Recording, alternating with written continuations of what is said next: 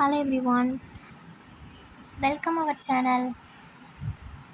இன்னைக்கு வீடியோவில் என்ன பார்க்க போகிறோம் அப்படின்னா என்சைம் இன்குபேட்டர்ஸ் பற்றி தான் பார்க்க போகிறோம். ஃபஸ்ட்டு என்சைம் இன்குபேஷன்னா என்னென்னு பார்க்கலாம். என்சைம் இன்குபேஷன்னா ஒரு இன்குபேட்டர் வந்து அந்த என்சைமில் பைண்ட் ஆகி அந்த ரியாக்ஷன் நடக்காமல் ப்ரிவென்ட் பண்ணும். இந்த இன்குபேட்டர்ஸ் வந்து maximum என்சைமோட active site R allosteric சைட்டில் போயிட்டு பைண்ட் ஆகும். இது வந்து நேச்சுரலாகவும் நடக்கலாம், இதை வந்து சிந்தட்டிக்காகவும் நடத்தலாம். இந்த இன்குபேட்டர்ஸ் வந்து என்சைம் கைனடிக்ஸோட அஃபெக்டிங் பேராமீட்டர்ஸான கேஎம், அதாவது மிக்கேல்ஸோட கான்ஸ்டன்ட் தான் KM, affinity for substrate and Vmax வந்து அந்த ரியாக்ஷன் நடக்கிறதுக்கு தேவையான maximum rate depending on the incubation, அதாவது ஒவ்வொரு இன்குபேட்டருக்கு தக்கன இது வந்து சேஞ்ச் ஆகிட்டே இருக்கும். இந்த இன்குபேஷனில் மொத்தம் 2 டைப்ஸ் இருக்குது. ஒன்று வந்து ரிவர்சிபிள், இன்னொன்று வந்து இர்ரிவர்சிபிள். இந்த இர்ரிவர்சிபிள் வந்து பர்மனண்ட்டாக இருக்கும். இதை பற்றி நம்ம டீட்டெயிலாக பார்க்கலாம். இந்த ரிவர்சபிள் வந்து பர்மனண்ட்டாக இருக்காது, ரொம்ப லூஸாக தான் போயிட்டு இந்த பைண்டாக இருக்கும். இது வந்து ஒரு 3 டைப் இருக்குது: காம்பிடேட்டிவ், நான் காம்பிடேட்டிவ் அண்ட் அன்காம்பிடேட்டிவ். ஃபஸ்ட்டு ரிவர்சிபிள் அப்படின்னா என்னென்னு பார்க்கலாம். இந்த ரிவர்சிபிள் இன்குபேட்டர்ஸ் வந்து நான் கோவலண்ட் பாண்ட் வந்து க்ரியேட் பண்ணும் அந்த என்சைம் கூட. இது வந்து ரொம்ப வீக்கான பாண்டு தான். இதை வந்து ரிட்டன் வந்து ரிவர்சிபிளாக எடுத்துடலாம், அதாவது அந்த இன்குபேட்டரையும் அந்த என்சைமையும் வந்து பிரிச்சிடலாம். இதில் வந்து ஃபஸ்ட்டு டைப் வந்து காம்பிடேட்டிவ் இன்குபேட்டர்.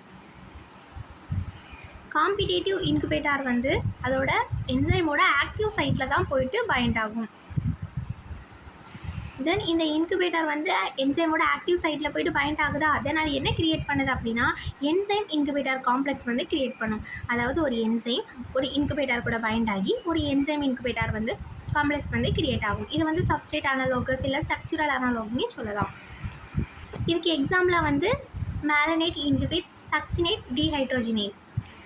அதாவது மேலனேட் அப்படிங்கிற ஒரு இன்குபேட்டர் வந்து சக்சினேட் டீஹைட்ரோஜினேஸ் என்சைமை போட்டு இன்குபேட் பண்ணுது.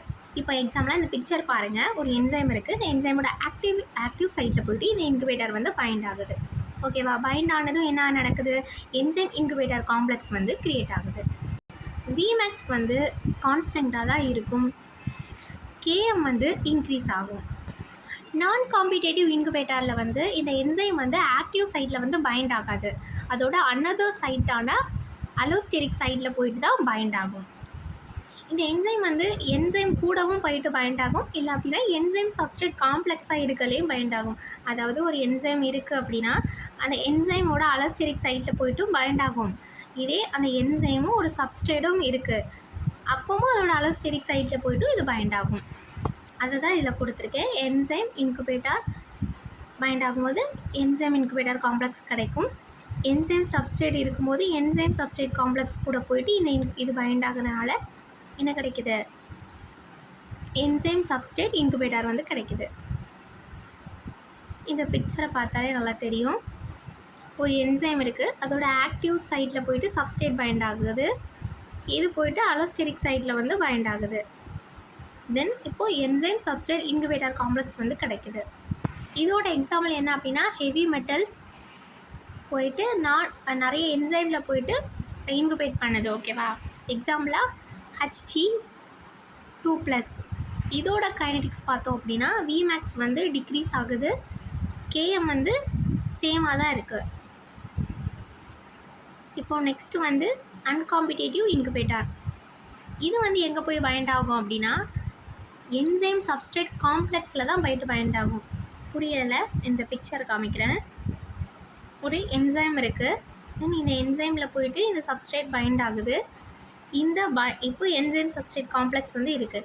இந்த என்சைம் சப்ஸ்ட்ரேட் காம்ப்ளெக்ஸில் இங்கே மேலே போயிட்டு தான் இந்த இன்குபேட்டர் வந்து பைண்ட் ஆகும். ஓகேவா? தென் அது என்ன பண்ணுது? என்சைம் சப்ஸ்ட்ரேட் இன்குபேட்டர் காம்ப்ளெக்ஸை வந்து க்ரியேட் பண்ணுது. எக்ஸாம்பிளாக வந்து நானோ பாஸ்பேட்டேஸில் வந்து லித்தியம் போயிட்டு இன்குபேட் பண்ணிடுது. இதோட கைனடிக்ஸ் பார்த்தோம் அப்படின்னா விமேக்ஸ் வந்து டிக்ரீஸ் ஆகுது, ஆல்சோ கேஎம் வந்து டிக்ரீஸ் ஆகுது.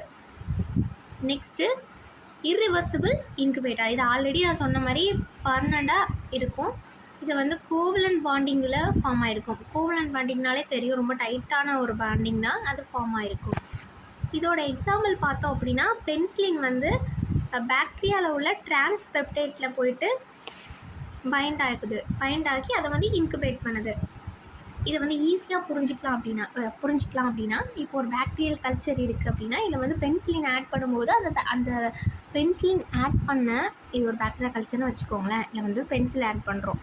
இந்த பென்சில் ஆட் பண்ண உடனே அதை சுற்றி இருக்க பாக்டீரியாஸ் எல்லாமே இறந்துரும். ஏன் அப்படின்னா இந்த பென்சிலின் போயிட்டு அந்த பாக்டீரியல் செல் வாலில் இருக்க டிரான்ஸ்பெப்டிடேஸை போயிட்டு பிரேக் டவுன் பண்ணுது. ஓகேவா? அதாவது அது இன்குபேட் பண்ணி கில் பண்ணிடுது. அதனால் அந்த பாக்டீரியாஸ் வந்து க்ரோத் ஆகாது. இதை ஞாபகம் வச்சுக்கோங்க.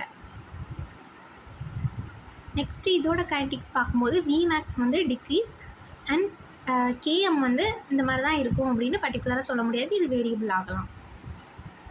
இதோட பிக்சர் இது. இந்த வீடியோ உங்களுக்கு யூஸ்ஃபுல்லாக இருக்கும்னு நினைக்கிறேன். என்னோடய சேனல் பிடிச்சிருந்ததுன்னா லைக் அண்ட் சப்ஸ்கிரைப் பண்ணிக்கோங்க. தேங்க்யூ. உங்களோட ஏதாவது ஒப்பீனியன் சொல்லணும், நான் ஏதாவது இம்ப்ரூவ் பண்ணணும் அப்படின்னு நினச்சிங்கனாலும் அதை கமெண்ட்டில் சொல்லுங்கள். Thank you all.